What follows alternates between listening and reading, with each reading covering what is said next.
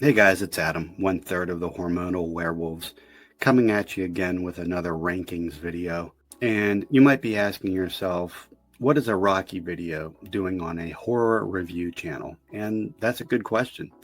Let me try to explain. While I'm an avid horror fan, and horror is my favorite genre, I'm first and foremost a fan of cinema. And that encompasses the entire spectrum of everything film has to offer. You see, I was born in 1979, which means that I grew up during that Goldilocks zone of the early 80s when the greatest children's cinema of all time was being produced. Movies really monopolized my childhood, and I was passionate about several franchises. The Universal monsters, Godzilla, and Star Wars reigned supreme on my first tier of childhood obsessions. Cracking the second tier, though, were Rocky, Indiana Jones, Karate Kid, and Back to the Future. From an early age, I was obsessed with the Rocky saga, as by the time I started watching them, there were already 4 in the can. My friend's dad had all 4 of them on Betamax. You remember those? And I would ostracize myself from everyone else and go upstairs in his study and watch them repeatedly. I've seen every movie in this series countless times. It's heartwarming to me that there are still Rocky movies being churned out today in the form of the Creed spin-offs, and unlike other franchises from our childhood that continue to make movies that fail to capture the feel or spirit of the movies we loved when we were kids, Star Wars, Indy, I'm looking at you.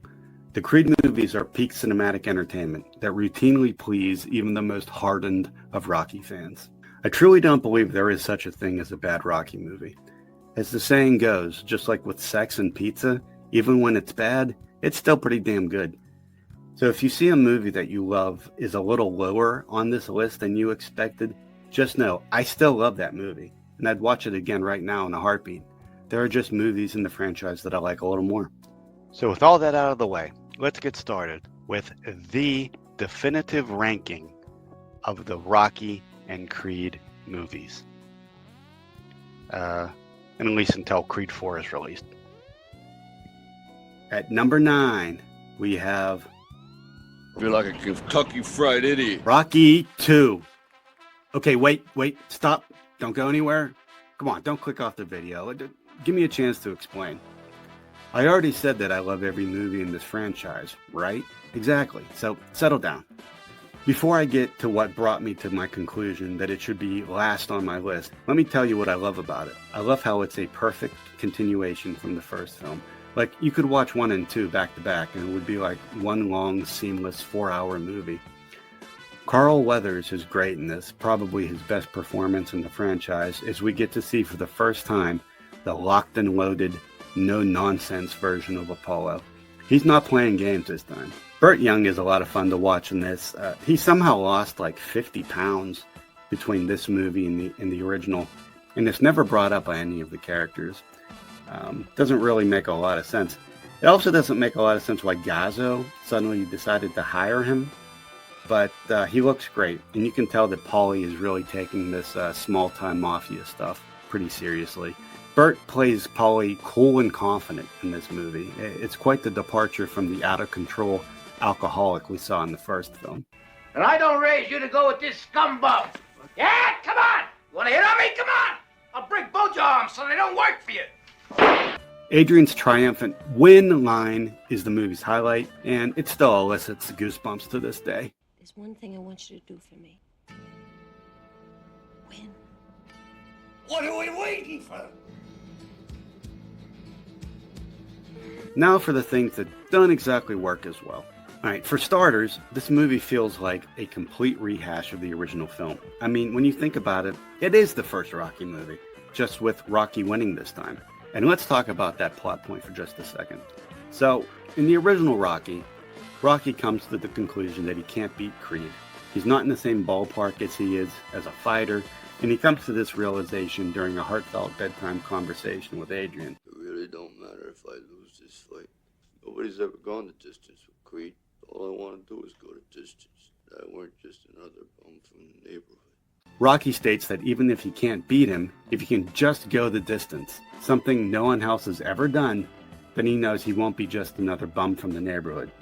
Of course, he goes the distance, and even though he doesn't officially win the fight, he still wins. He proved it to himself, he proved it to his loved ones and to the neighborhood, supposedly, that he had what it took to go toe-to-toe with the best. An important lesson that is gleaned from the first film is that victories come in different forms. Sometimes it isn't all about winning and losing. Sometimes it's about stretching yourself as far as you can go and proving that you can hang in there when others say that you can't. It's an important lesson, and one that is clear as day in the original film. Well, in this movie, those themes are totally thrown out of the window. It turns out that the only thing that matters is winning. Rocky wanted to go the distance and prove he wasn't just another bum from the neighborhood, but after the fight, that is exactly the perception of him, as other fighters constantly belittle and even spit at him. Now you can take it. Whoop. Can't you think of anything tougher to say than oops? And I have to say it, this is the most depressing Rocky movie in the franchise. And that's really saying something when other installments include Rocky mourning Mickey, Apollo, and Adrian. Nobody dies in this movie, yet it's still the most depressing film in the franchise because of the downward spiral Rocky takes in it as he tries to move on from boxing and become a quote-unquote regular person. There are scenes that are reminiscent of depression porn, as Rocky attempts to hold down jobs and fail. I gotta let you go. He incredulously gets mocked by his peers, even though they should be looking at him like a living legend. And he's humiliated for his inability to memorize his lines for a commercial. My name is Rocky Balboa, but not cousin. Christ, cut. No, just keep it rolling. And finally, he has to watch the love of his life go into a coma while she is pregnant with their child. Like, holy shit, give me a Xanax. Still, great movie. I don't think the final fight is as good as the one in the original, but it's still solid. And of course, the Adrian, I did it. Yo, Adrian! I did it! It's a tear-jerking classic. Go out there and be ferocious, do you hear me? Be ferocious. Go out there, be Adonis Creed. Okay, coming in at number 8, we have Creed 3. I know. We're going to talk about that movie you probably think I should have mentioned 2 movies ago here shortly. Trust me. Just stick with me, okay? So, Creed 3. It's a solid movie that follows the Rocky formula to a T, and for the most part, successfully. So, why is it so far down on my list? I don't know. I just don't have a whole lot to say about this one. It doesn't feel like a huge movie in the Rockyverse to me, while I still acknowledge what a fantastic crowd pleaser it is. I really enjoyed Jonathan Majors in this. He gives a nuanced performance. A theme that this film plays with is that he is kind of the anti-Rocky, as both characters were considered over the hill at the start of the film, and were both given a chance at redemption by a character with the last name of Creed. Maybe I ain't make myself clear. I want a title shot. Damn, if Apollo Creed could take a chance on some underdog, why can't you? While Rocky was virtuous, kind-hearted, and resilient, Dame Anderson comes across as soft-spoken and kind. So, Miss Producer, when's your next show? I don't really perform like that these days. Not anytime soon. Still hard to get that part up, though. Which hides a treacherous and cunning personality. Lil Don ain't gonna do nothing. He a coward. You a coward, bro. and a fraud. Yeah, that's right. Run away, that's the one thing you're still good at, baby Creed. As Adonis's friend from childhood. Dame is the dirtiest fighter we've seen in the Rockyverse, setting up opponents by injuring them before fights so that he can take advantage of their weaknesses. You kept it clean, huh? Yo, man. You trying to do her, man? Sensei Kreese would have been so proud of this guy. You have a problem with that? I like that Florian Montaño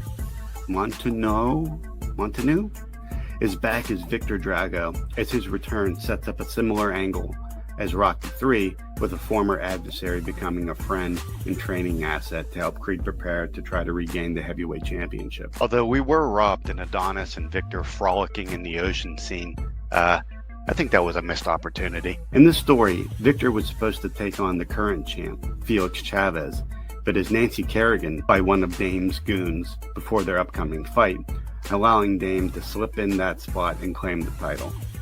Just gotta say it, this Felix guy wouldn't have stood a chance against Victor. Let's be real. I don't know, it's a good movie, it just feels underwhelming to me. It loses points for being the first Rocky movie that doesn't have Rocky in it. I know people will come at me with, this isn't a Rocky movie, it's a Creed movie, but come on bro. Creed movies are Rocky movies.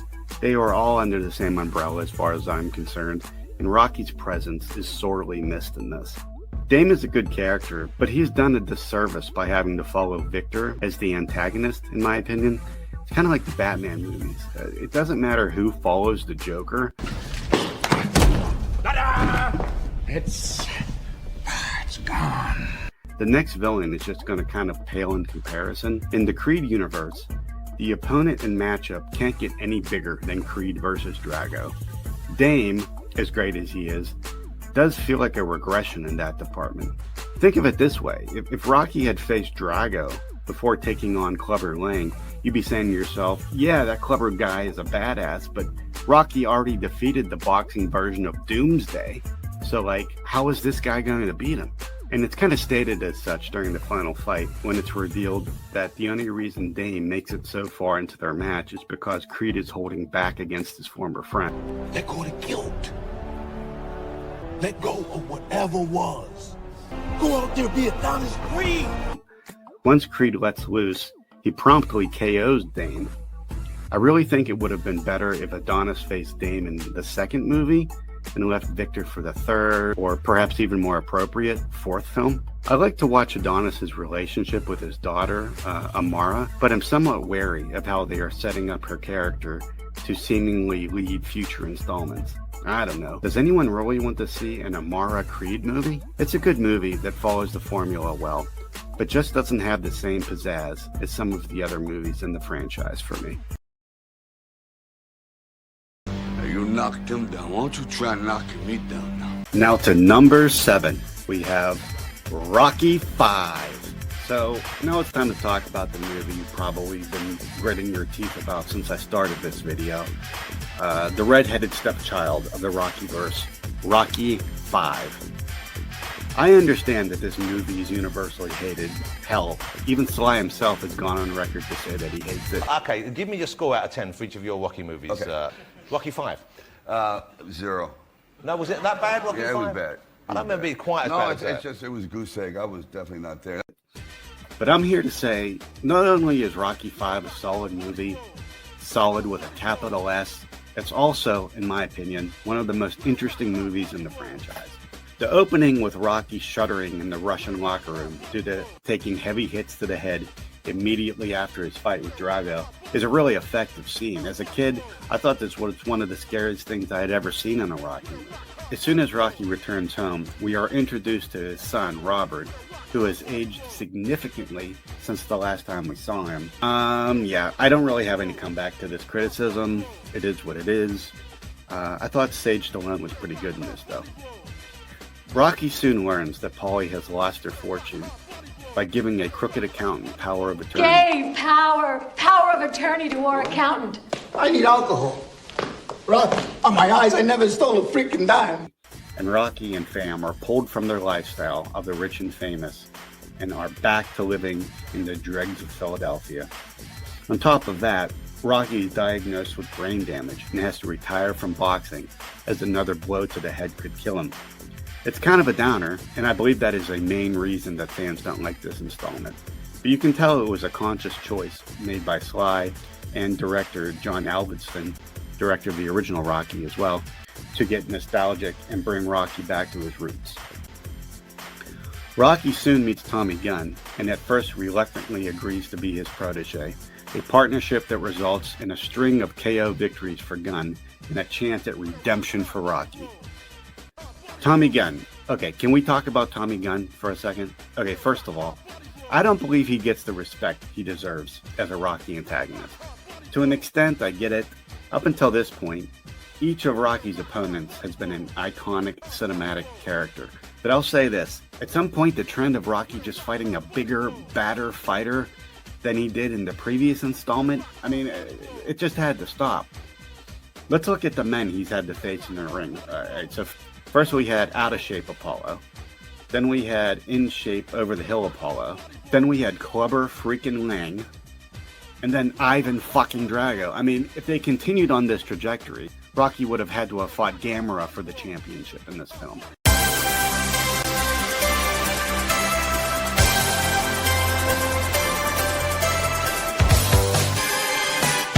Not saying I wouldn't have watched it though. The genius behind the character of Tommy Gunn is his untapped potential. We don't know how good he is, or how good he can be, because he's so raw. He's also supposed to represent what might have happened to Rocky if he hadn't had Mickey guiding his career and his life. Not to mention, the actor who played him, Tommy Morrison, could have arguably killed every other antagonist in the franchise with his bare hands. The guy was a legit heavyweight champion with wins against Hall of Famers such as George Foreman. That being said, the true antagonist of Rocky V isn't Tommy at all, it's George Washington Duke, an unscrupulous boxing promoter. The guy is essentially Don King with even less morals. I know what the problem is. You think I was born yesterday, Merlin. Show him the paper. Now, this is your medical report. It's not so good, but we can work around it. Only in America. And if you know anything about Don King, you know that's really saying something. Duke is a character that isn't so much out to beat Balboa, but to corrupt his soul. Much like the newly popular Terry Silver, you might have heard of him in the extremely popular Cobra Kai series. Well, I was introduced to him in Karate Kid 3. And in that movie, Mike Barnes was the Brawn, as Terry couldn't physically assault a teenager, but Terry was the Palpatine of the movie, orchestrating the events to get Daniel to fight in the All Valley. And a clear parallel to that character, Duke is relentless in his pursuit of a big payday with Balboa, despite Rocky's diagnosis of potentially fatal brain damage. Seeing Burgess Meredith return to the franchise, albeit by way of flashback, is just as heartwarming as seeing Santa in a department store during Christmas time. Well, if you wasn't here, I probably wouldn't be alive today. When I leave you, you'll not only know how to fight, you'll be able to take care of yourself outside the ring too. Is that okay? It's okay. A highlight of the entire franchise for me is when Rocky is incensed about Tommy striking Paulie. Just look at his face. We've never seen Rocky this terrifying before. My ring's outside? Now you knocked him down. Why don't you try knocking me down now? My ring's outside. Goosebumps every time. Whenever someone thinks about this movie, they think about the street fight, and rightfully so. I think some people get put out that this final confrontation doesn't happen in the ring, not really realizing that had Rocky agreed to fight Tommy in the ring, he would have let Duke win. It's pretty brutal, the violence magnified by the fact that supposedly due to his brain damage, Rocky could die at any point during the fight. I don't know, for my money, the street fight is an excellently choreographed and brutal scene that highlights the gritty Philadelphia streets. Another feather in Gunn's cap though, this is a street fight. Gunn has Rocky on his back for several seconds before the ghost of Mickey returns to give him CPR. Get up, you son of a bitch! Mickey loves you. It's a fantastic scene that makes the hair stand up on the back of my neck each time. But my point is, had this happened in the ring, that most likely would have been a TKO for Gunn. I can feel you shaking your head in disbelief at this movie's placement in my rankings, and I get it, but I am an unapologetic lover of this movie. I love the themes of Rocky living vicariously through Tommy since he himself can't fight anymore, and that as Rocky gets blinded by his return to glory through Tommy, he doesn't realize that he's losing his family. And finally, I love the lesson that it teaches, that any wrongdoing you do as a parent can be rectified by punching a guy up against a bus. It just plain works for me, damn it. Let's start building some hurting bombs. So now at number 6, we have, appropriately, the 6th film in the Rocky franchise, Rocky Balboa. So I just got done saying how, even though I love Rocky V, Sylvester Stallone didn't agree with my assessment. In a way, that's a good thing, because it was his distaste for that movie that made him come back 16 years later to give Rocky a proper send-off. The last Rocky V didn't turn out, and I felt as though I let people down. It became an all-consuming dream to just end it the way I should have ended it that time. In this film. So I gave Rocky 2 shit for being depressing and also being a rehash of the first movie. And, well, this movie does kind of start out depressing and is a rehash of the first movie as well. But the story is just different enough to make a difference to me as a widowed Rocky decides to come out of retirement to once again take on the heavyweight champion of the world. I should probably point out here that this movie single-handedly is the culprit for why we all thought Tyson versus Paul was a good idea. Like, you know, if Rocky could come out of retirement years later and put on a show against a younger fighter, so could Tyson, right? Father Time is unbeaten for a reason, everybody. That's right. As it turns out, the answer was no. Boxing in your 50s and 60s just isn't really a good idea, I guess. So it's a big deal that Adrian isn't in this movie, right? It's one thing to kill off Mickey or Apollo, but to kill Adrian off screen no less, really took some balls on Sly's part. Her character was just as crucial to the original Rocky success as Rocky himself. Some might say it was a questionable creative decision, but I kind of get it. Let's face it, her role in the franchise continued to diminish more and more with each movie. Her character arc, being an anxious, closed-off, meek and mild hermit, to an outspoken and passionate woman had already happened many movies ago. Plus, you know, if Adrian was around, there's no way in hell she would have let Rocky step foot in the boxing ring again. And quite frankly, Rocky probably wouldn't feel the need to. With Rocky bringing back Spider Rico and Little Marie, you could tell that Sly was desperately trying to mine some characters from the series that would matter to the audience that he hadn't killed off yet. The Spider cameo is a little wonky to me. I don't know. He just seemed like such an asshole in the original, and you just never got the impression during or after his fight with Rocky that they were friends in any type of way. Little Marie is an interesting character in this. Hey, Rocky. Yo. Screw you, creepo. She acts like a surrogate Adrian. She's essentially Adrian from the first film, when you think about it. She's insecure, shy, and going through a rough spot in her life. Her son, Steps, feels like a creative decision for a potential future installment if Sly decided he ever wanted to try the Rocky as manager approach to a movie again. Turns out they did eventually go that route, and with much success and fanfare, but with Apollo's son instead of Little Marie's son. I wonder if this guy that plays Steps holds a grudge? Probably. Okay, so I've said a lot of criticism, so why am I putting this at number 6? There's a line in the film where Duke is training Rocky, and he talks about building some hurting bombs. Yeah, let's start building some hurting bombs. Great line. Well, the movie builds some nostalgia bombs, and for a middle-aged Rocky fan like myself, it hits a lot of the right notes for me. The character of Robert Balboa continues to get the Griswold children treatment, as he is played by yet another actor in Milo Ventimiglia. Milo Ventimiglia. How's it going, Tinseltown? I thought he gave a sufficient performance for the screen time allotted to him, which also allowed Rocky to give one of his most inspirational speeches. It's about how hard you can get hit and keep moving forward. That's how winning is done. It's these factors that lead him to adopting Little Marie and Steps into his life, as well as his new dog, Punchy. Interestingly, though, his new family is never heard from or talked about again in the subsequent Creed films, which is a little strange. I mean, sure, I guess Marie and Steps could have moved away by then, or something, but did they take Rocky's dog with him? Some really great character work here by Stallone. Some of my favorite moments being when he defends Marie's honor with the big bully bar patron.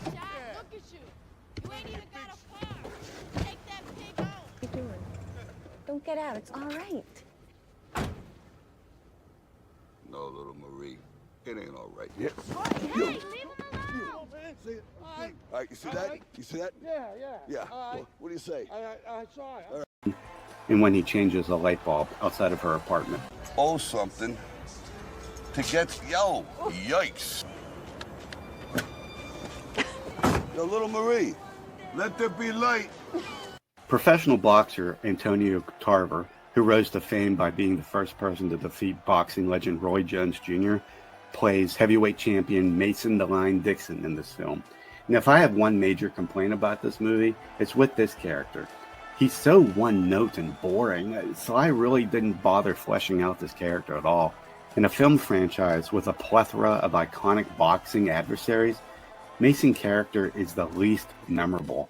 I used to be terrified of Clubber Lang and Ivan Drago as a kid. I don't think Mason would elicit fear in anybody.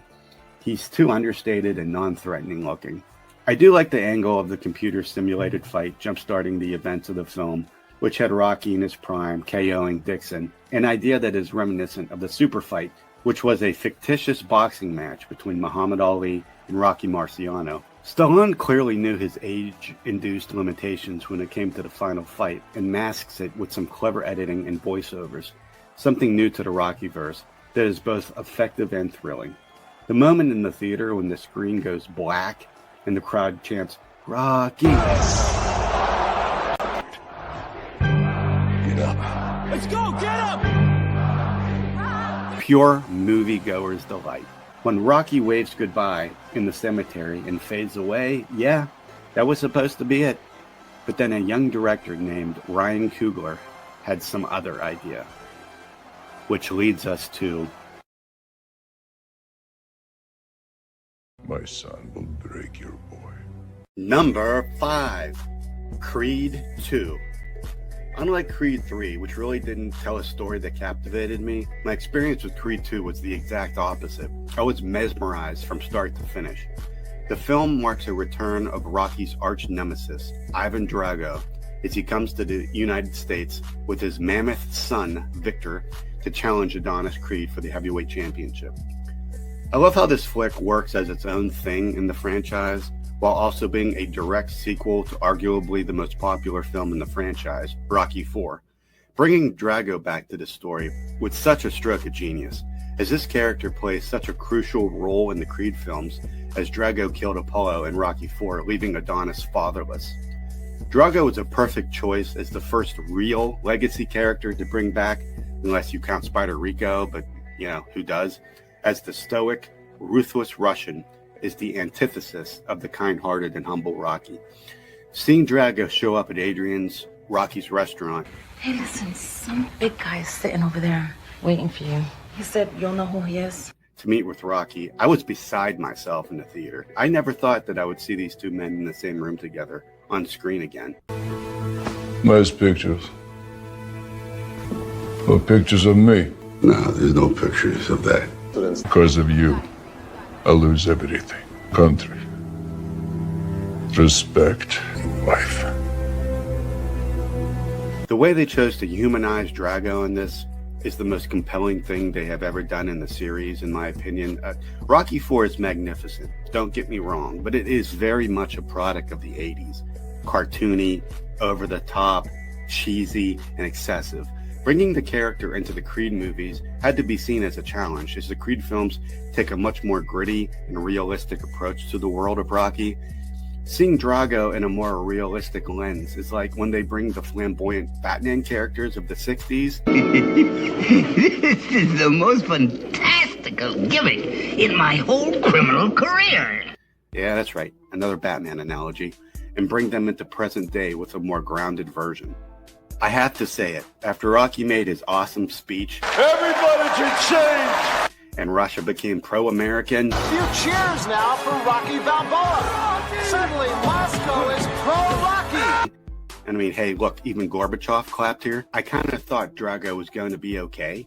They would accept him as a great Russian champion and just let him continue his pursuit of the heavyweight title, but I guess not, as Drago and son are forced to flee from the former Soviet Union and end up in Ukraine after Drago's defeat. Years later, Vladimir Putin would even invade Ukraine to attempt to put an end to the embarrassment of Drago's loss to Rocky. Okay, maybe that's not quite the reason, but that's my headcanon for why this war started. Michael B. Jordan is predictably awesome again as Adonis, even though he can't help but get overshadowed by the Dragos in this. Victor Drago is the first antagonist of the Creed films that is truly memorable, and Florian Martineau plays him to perfection as a conflicted but vicious monster. And because of who his parents are, the towering Ivan and Ludmila Drago, a professional boxer and Olympic swimmer respectively, you know this guy comes from good stock. So Adonis fights Victor twice in this film, kind of like Rocky 3. As in the first fight, he gets absolutely wrecked by Victor. Now, I love this flick, but I have a few gripes with this. Firstly, Rocky doesn't train Adonis in his first fight, which is why Adonis is so ill-prepared.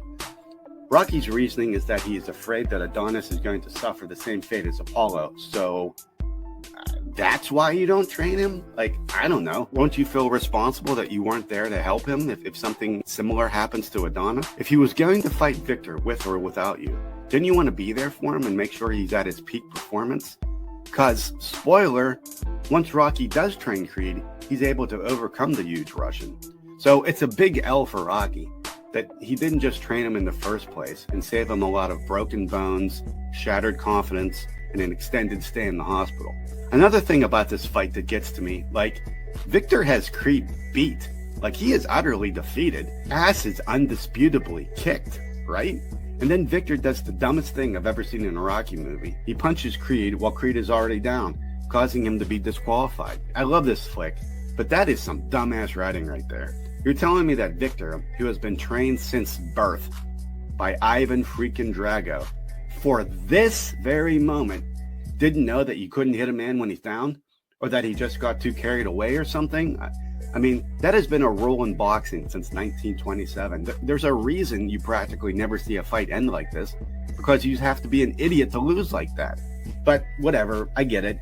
I guess we have to establish how dominant Victor can be while also not having him win the title, because winning the title would have brought glory back to the Drago name, which is the driving force behind the Dragos' eternal conquest to regain former glory.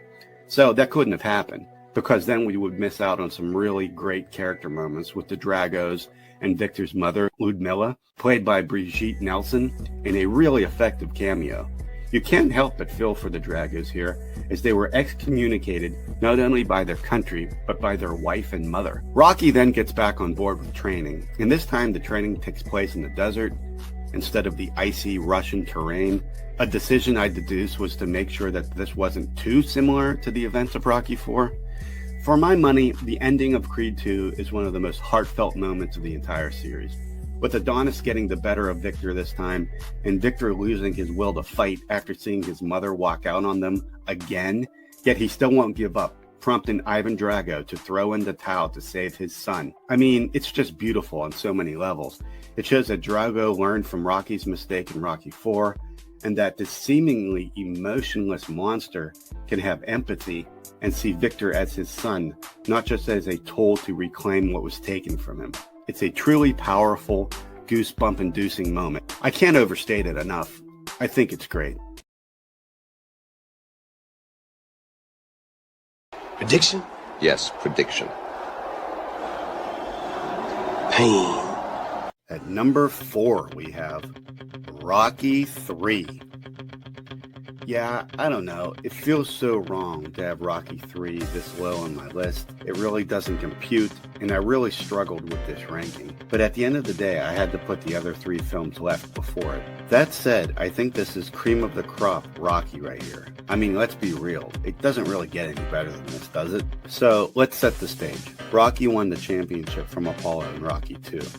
And even though Rocky was considered over the hill in the first Rocky, You ever think about retiring? No. You think about it. and in Rocky 2 was legally blind in one eye, You got the heart, but you ain't got the tools no more. Now forget it. Is that right? Yeah, I think that's right. That's. You didn't even see that coming, did you? well, Rocky 2 made a buttload of money, so Rocky's health problems be damned. Eye of the Tiger is such an iconic piece of music. as it plays over a montage of Rocky's recent KO victories. Sylvester Stallone originally wanted Another One Bites the Dust.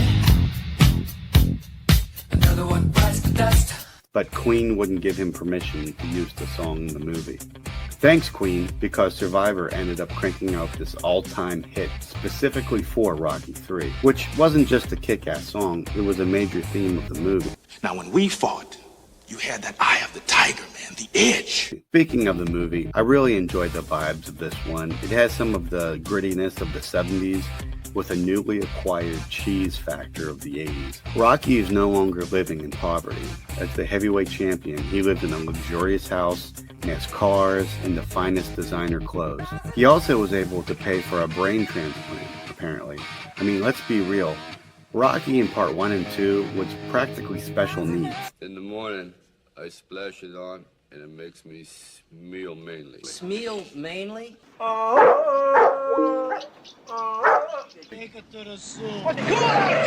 Here, Rocky speaks much more eloquently and has an expanded vocabulary. At times, it doesn't even feel like Stallone is playing Rocky, more so than he is just playing Stallone. I have to admit, this change of his character does kind of bother me. But let's put that aside for a second and focus on what this movie brought to the world. Mr. T as Clubber Lang and Hulk Hogan as Thunder Lips. Two of the biggest icons of the 80s used this film as their launch pad into stardom. If Hulk didn't get cast in this movie, we don't get Hulkamania. It's pretty crazy to think about. And I'll dog paddle us, backstroke all of us to safety. Oh, and thank you, Hulk Hogan. Let's get back to action. Wow. So, Rocky gets bent out of shape when Mickey tells him he doesn't want him to fight Clubber, because Clubber Lang is hungry and brutal. And the last few victories Rocky had in the ring were the result of Mickey setting up fights with easier competition. Still, Rocky wants to press on, and I get it. Hey, woman. Bring your pretty little self over to my apartment tonight, and I'll show you a real man. Adrian was a little tempted there, don't you think? Mr. T is phenomenal in this as Clubber Lang. Has there ever been a more intimidating presence brought to screen? It's a masterclass of a performance, with every facial expression and line of dialogue that preaches of Rocky's impending doom. I reject the challenge because Balboa is no challenge, but I'd be more than happy to beat up on him some more. We believe every word this guy says. So Mickey agrees to train Rocky. And even though Clubber came on to his wife and Mickey's revelation about the lackluster competition Rocky has been facing to keep his reign as champ going, Rocky kind of takes this fight in stride. Not training hard, posing for pictures, signing autographs, and letting the press into the gym while he trains. Clubber, on the other hand, trains like a complete psychopath. There's no doubt whatsoever about what the outcome of this fight is going to be.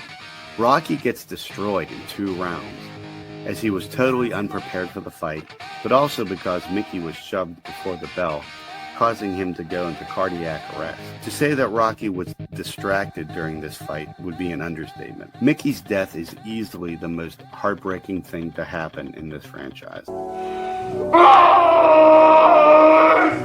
Never one to back down from an opportunity, Apollo then seeks Rocky out with a plan to train him to get back to the top and reclaim the championship from Clubber Lang. But let's talk about the 700-pound gorilla in the room, shall we?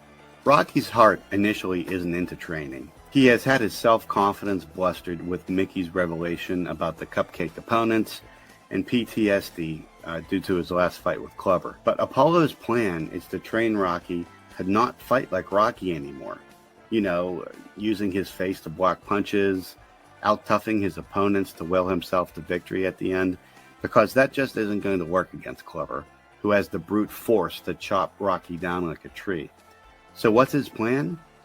To make Rocky fight like Apollo. They work on his speed, his quickness, his footwork, rhythm, dexterity, the whole 9 yards.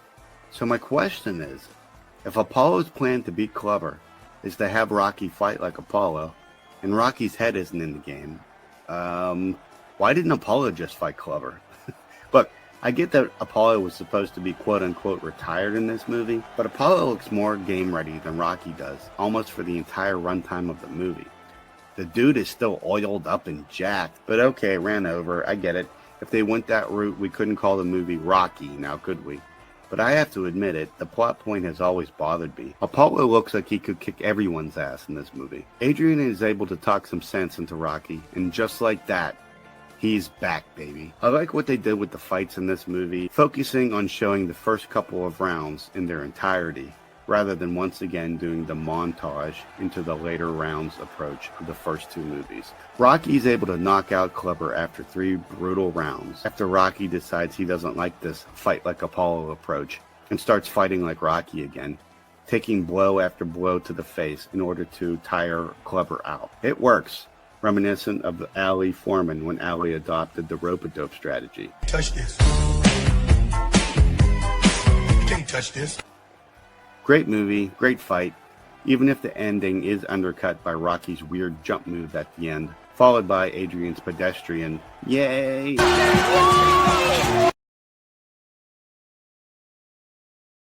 he dies, he dies. At number 3, we have Rocky 4. For some fans, putting Rocky 4 so high on your rankings would be controversial. It's the movie that has the least amount of story, plot, or character development. Hell, the movie is 50% training montage. And while I acknowledge all of those criticisms are valid, I'll just say this. There is a reason that this one was everyone's favorite Rocky movie as a kid. Quite possibly the most testosterone-laced film ever put to screen. It also was a passion project, and some might even say a vanity project of Sylvester Stallone, as he really abused himself to get in the phenomenal shape he was able to achieve here. The film is not without its odd creative decisions, such as the sex bot that Polly receives as a birthday present. Thanks, hon. You're welcome. See you, sport. She loves me. Oh. Loved the robot as a kid, but like, seriously, what was Sly thinking? Why the hell would you get Polly, of all people, a robot? It's nice watching the Creed movies knowing this robot is out there somewhere. I enjoy the camaraderie that Rocky and Apollo share. The scene with them watching their old fights together felt like genuine friendship. It's with this movie that it becomes more evident than ever before that Stallone sees his characters as expendable pieces necessary to heighten the importance for Rocky's next challenge. Here, Apollo is feeling down in the dumps about being retired because nobody asked for his autograph anymore. But once you step out that ring, Sty, it's like ancient history. I don't see anybody asking for autographs, do you? At the same time, the premier Russian boxer, Ivan Drago, bursts onto the scene. Apollo sees this as the perfect opportunity for one last moment of glory in the ring. Despite being reluctant about the fight at first, Rocky eventually agrees to train Apollo, which is probably a miscalculation, seeing that Drago is depicted as having punching power measuring 2,150 pounds per square inch, which translates to more than 4 tons. That's just insane. That's like getting hit by a Mack truck, or, according to the internet, getting punched by the mantis shrimp. Apollo is all smiles before the bell, adorned with his Uncle Sam getup he wore in the original Rocky, dancing alongside James Brown in one of the most iconic sequences of the franchise. The exhibition fight turns into a squash match, with Drago completely decimating the former heavyweight champ, which results in his untimely demise. A lot is made here of Rocky not throwing in the towel to stop the fight, but I think we are blaming the wrong guy here. Like, see this guy right here? It's his actual job to stop fights if one of the fighters is put in a perilous position. Like, he actually gets paid money to do it. And he just watches idly by as Apollo continues to get jackhammered in the face. I don't know. If I'm Mrs. Creed, I'm filing charges against this ref. So Rocky decides he's going to fight Drago, despite the boxing commission not sanctioning the bout, which results in Rocky getting stripped of the heavyweight championship. He also announces that there will be no fighter's purse in this fight, no money, and that the fight will take place in Russia on Christmas Day. I don't know, wasn't there anything else they could do to Rocky to make this fight suck harder? Maybe put Robert in the cage over a tank of sharks under the threat of dropping him in unless Rocky wins? Like, sheesh. Adrian tells Rocky for the first time that she doesn't have confidence in him winning. You can't win! Which results in a late-night car ride and the first of many montages as Rocky thinks about his past and everything he and Apollo had been through up until that point. Let me tell you, this montage still goes through my mind each and every time I drive through a tunnel. People like to complain about this movie because 32% of the film is made up of montages. Apparently there are 8 montages in the movie. I never really stopped to count. It would be a valid criticism, except the montages work so well to depict Rocky's mental state and catapult us into the action as both Rocky and Drago train for the fight. Alright, the training montages, I can't even put to words what these did to me as a kid. I would get so pumped, I would have to run out of my house during the middle of them and start running around my neighborhood like a lunatic, with my parents watching me out of the living room window, asking themselves what they did wrong as parents. I don't know, the training montages are just magical, showcasing how Drago relies on the latest in medical technology, training facilities, and steroids to get his impressive endurance and power, while Rocky goes old school Neanderthal, crawling in the snow of the rustic Russian landscape and running through streams. One of my favorite parts of the movie is when Rocky is able to evade the Russian agents who have been assigned to follow and watch every move he makes. In the first 3 films, Rocky made it a habit to run up the famous steps at the Philly Museum of Art, sometimes with much difficulty. Here, just to show he has transformed himself into a Super Saiyan, he runs up a mountain. A fucking mountain! The fight between Rocky and Drago is terrific. It's like watching 2 Greek gods go to war with each other. The action is fast-paced and brutal, with slow motion captures showing the damage that each punch inflicts on its target. He's not a machine. He's got me! He's not a machine! He's a man! Come on, bro. Chills. The fight, as visceral and entertaining as it is over the top ridiculous to boot, with Rocky constantly getting knocked down, getting back up without a standing 8 count, only to promptly get knocked down again. Geez, what is it with the refs in this movie? At some point, the Russian crowd gets so enamored with Rocky getting his face punched in that they start cheering for him. A few cheers now for Rocky Balboa. Suddenly, Moscow is pro-Rocky. Holy shit, what a bunch of bandwagon fans. The fight isn't even over yet, and you are already rooting for the other guy? What? I have a theory about this. During Rocky's training, you see him running around the Russian countryside, being a good Samaritan. He helps this guy with his horse and buggy, right? So I'm thinking this guy must have been at ringside during the fight. And he probably told the guy next to him, hey, that Rocky guy's a good dude. He pulled my cart out of the snow and everything. And that guy told the guy next to him, and so on and so forth, until everyone in the entire stadium knows what an awesome dude that Rocky is. Okay, nah, there is no explanation for this. There is no way Russian boxing fans would just abandon one of their own like that. It makes 0 sense. Even though Rocky is trailing on all scorecards, he is able to knock Drago out during the final round to gain a measure of justice for Apollo and put a stop to communism as we know it. Rocky even makes an impassioned speech at the end to try to avert global nuclear warfare. Fight. I've seen a lot of changing. There were 2 guys killing each other, but I guess that's better than 20 million. Все его сознание было проникнуто.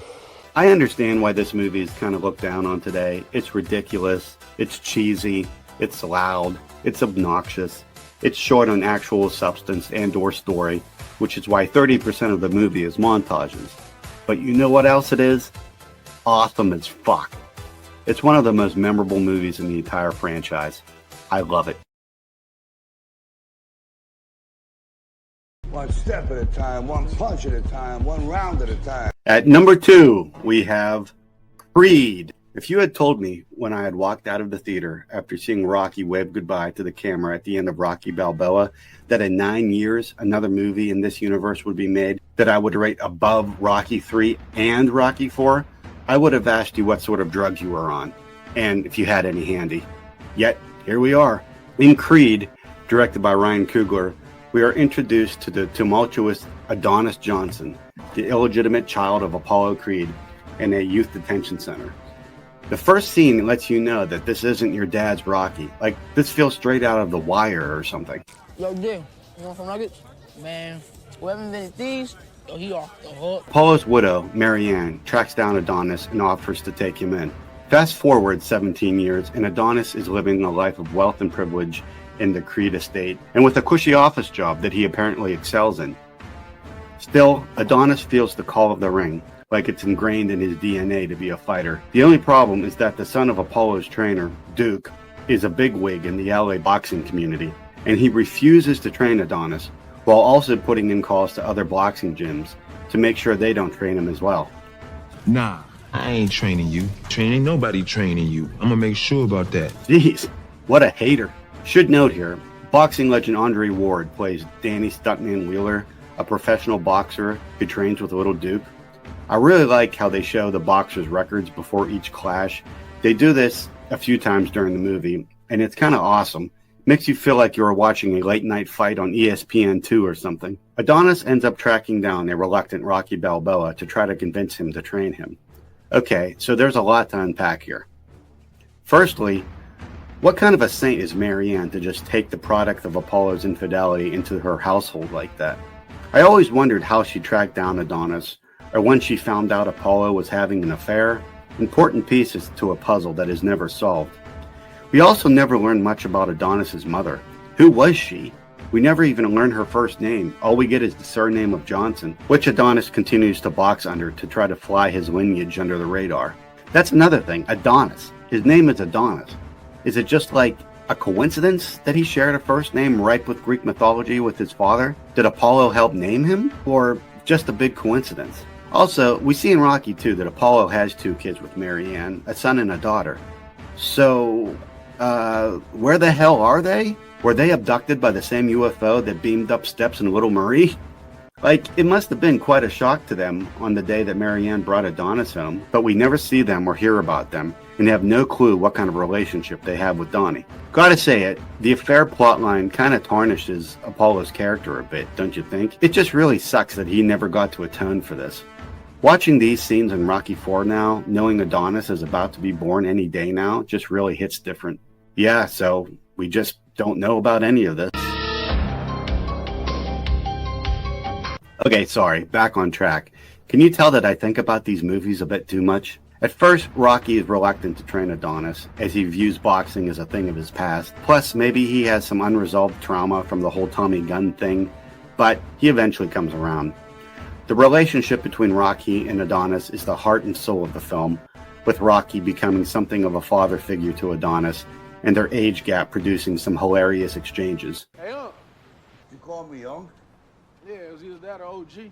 Old ass gangster. That's good. Wait, don't you want this? It's already up in the cloud. What cloud? What cloud? No one's been in my house in a long time, and I don't think you'd be comfortable there. Don't you walk around naked? No. You better not walk around naked either.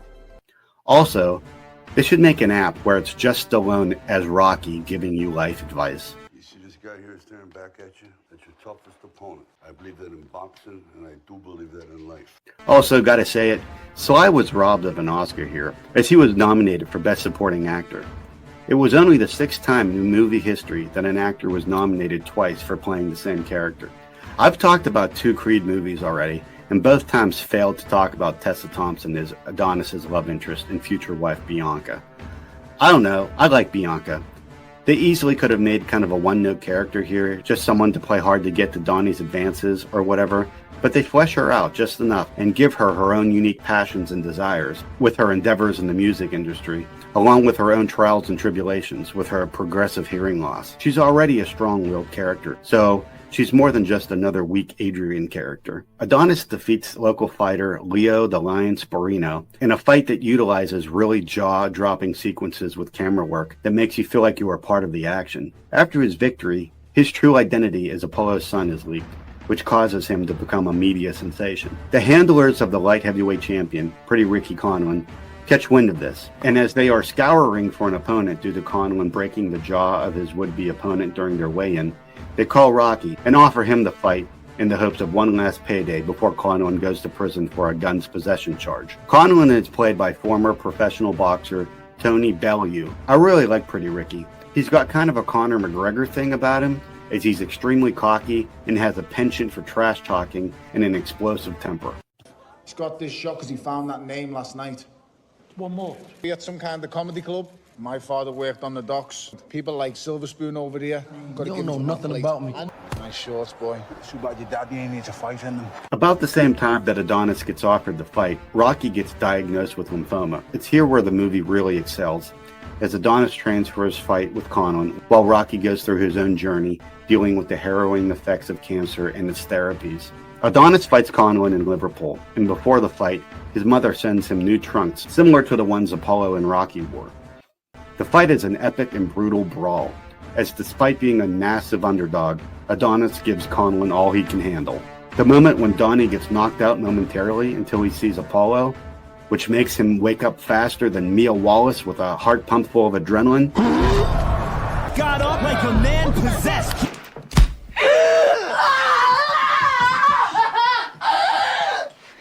Freaking awesome. But the best part for me will always be Adonis pleading for Rocky not to throw in the towel, to prove to himself that he wasn't a mistake. I gotta prove it. I'm not a mistake. You taught me how to fight again, but if I fight, I want you to fight too. I want you to go and knock that son of a bitch down, because you're a Creed, and I love you, kid. Go get him, Don. It's such a raw and powerful moment that gets me every single time. That was a rare and special theater experience. Some were cheering, some were crying, I know I was, and some had huge smiles on their faces. I do know one thing, everyone in that theater felt something, and for a moment we were all connected. It's just the magic of cinema. Just like in the original Rocky, Adonis doesn't win the fight, but he wins practically everything else, as he proved his own self-worth to himself, and set himself up to be the face of boxing for years to come.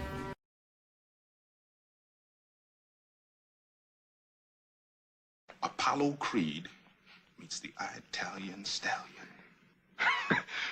Sounds like a damn monster movie. And at number 1, we have Rocky.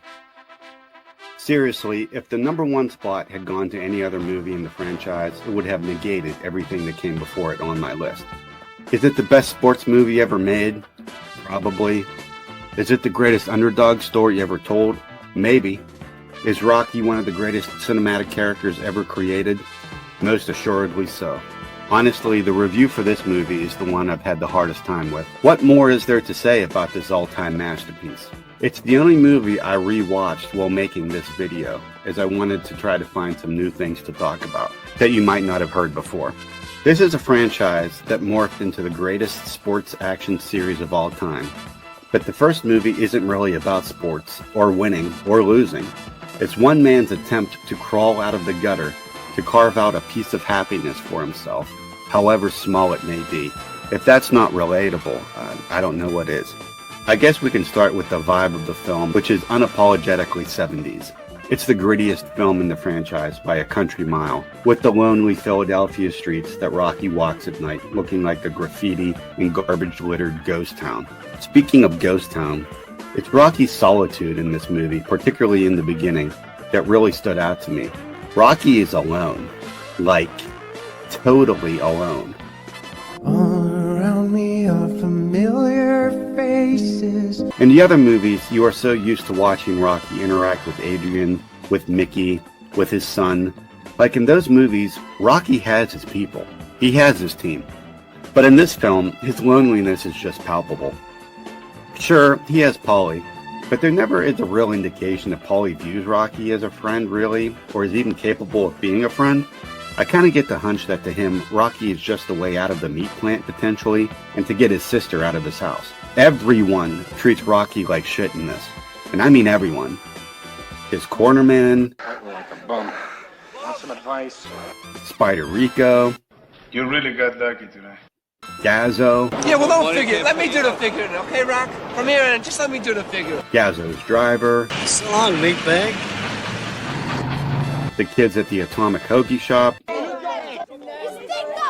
Mickey, I said that before, you dumb dago! Dipper, Hey! What? I dig your locker, man. Gloria, Little Marie. Screw you, creepo! Like, the list just goes on and on. I was surprised and elated to discover that Mr. Toxic Avenger himself, Lloyd Kaufman, makes a cameo in this as the drunk outside of the bar. I just never knew that. So everyone knows, Adrian works at the pet shop. Rocky constantly goes to the pet shop to flirt with Adrian, and that's how he ends up with Cuff and Link, his turtles. The hell are those? Oh, those are the domestic turtles. It's Cuff and the other guy's Link, and the rest of them are marbles. We get updates on Cuff and Link throughout the series, but there is no new news about Moby Dick. Hey, you doing, Moby Dick? You miss me today or what? I think it's about time to give us an update. When you think about the Rocky series, one of the things that jumps out to you is the relationship between Rocky and Mickey. But it can't be understated. In the beginning of this film, it's not even that Mickey and Rocky just aren't exactly close. Mickey openly despises Rocky. Hey, man, shut up! And is a constant source of discouragement until Rocky is given his opportunity. When Mickey finally shows up and asks to be his manager, it feels disingenuous. He acts as though he and Rocky are friends, and not at all like he has been treating him like crap with each and every encounter. You can't fault Rocky at all for blowing Mickey off initially. What about my pride, Mick? At least you had a pride. I wanna get that. And you want me ringside and see it? Do you? But at the end, Rocky's conscience won't allow the rebuke to stand. He's just too good of a person. The Thanksgiving scene is all kinds of confusing. Rocky is clearly expecting a Thanksgiving dinner. Yeah, different job. What kind of turkey? You have a big turkey or a small turkey? Don't bother me. Don't bother you. Big turkey, right? Then Paulie spazzes out and throws the turkey in order to get Adrian out of the house. You want the bird? Go in the alley and eat the bird. Like, couldn't they have eaten dinner first? So, the crux of the movie, of course, is that the heavyweight champ of the world, Apollo Creed, decides to give an unknown fighter a shot at the title when his scheduled opponent is injured during training and has to bow out. I always wondered if a heavyweight champion is allowed to do this in real life, like just throw a dart and give a random person a shot at the title. But I guess it has actually happened a few times, most recently and appropriately with Tommy Morrison when his scheduled opponent was unable to compete. He picked a local fighter from the crowd to take his place. Yeah, the fight didn't last too long. So Rocky takes Adrian on a date and coaxes her into his apartment with the worst possible line. Hey, you want to come inside? Come on in. No, I gotta go. Well, I gotta go too. I gotta go to the bathroom. Come on. Yeah, I'm sure that usually turns the ladies on. Hey, I have to take a shit. Wanna come in and fuck me when I'm done?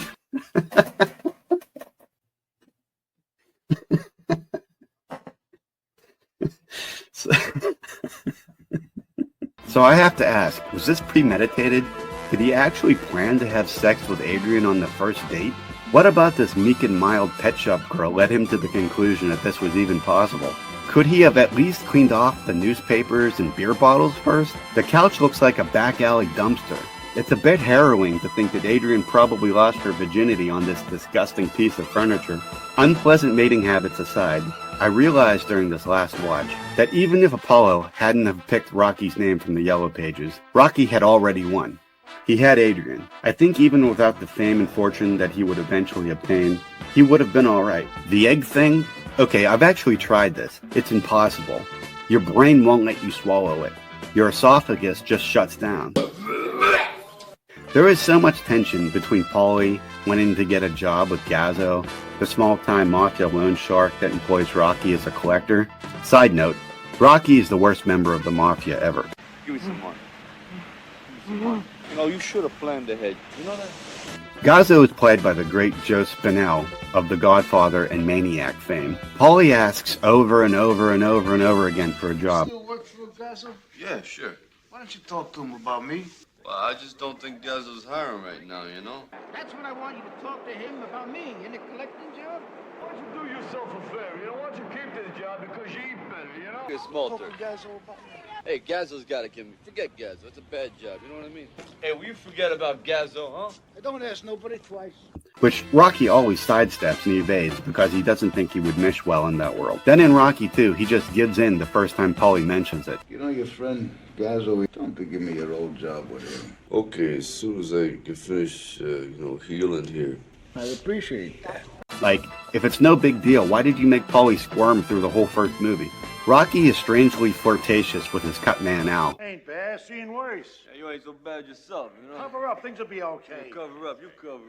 It's always puzzled me why Adrian was ostracized to the men's locker room during the final fight with Apollo. Like, they couldn't afford a ticket for her or something? She even has to sneak out during the end of the fight to watch, reminiscent of me as a kid sneaking downstairs at night to try to watch TV. I've seen this fight 100 times. The first time that Rocky knocks down Apollo, Hey, I don't believe it. Hey, that champ is down. it's still so freaking thrilling. It's kind of out of nowhere, and it's the first real indication that Rocky might actually have a chance here. Apollo's look of disbelief as Rocky gets back up from the canvas is my favorite moment of the franchise. What really can be said? It's a masterpiece. Not only the greatest sports film of all time, but one of the greatest films of all time, period. A film that helped define my childhood, and to some extent, myself as a person. To say that I love this movie with all my heart would be putting it mildly. Movies like Rocky don't come around often, but when they do, we should all stand up and rejoice. And maybe chant, Rocky! Rocky!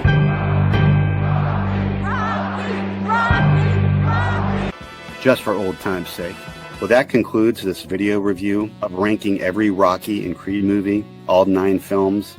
I know some of the list is probably a little bit controversial, but like I said, I love every single movie in this franchise, and there isn't a single movie that I'm not going to watch again and again for years to come. Creed 4 is a shoo-in to happen. I've heard some rumors of a Drago film potentially on the horizon, and even a television show about the Delphi Boxing Academy. So it doesn't appear that the world of Rocky is going to go away anytime soon. I'd love for Sylvester Stallone to come back one more time, but if that doesn't happen, I'm just truly thankful for this world that he created. Alright guys, thanks for watching. Talk to you soon.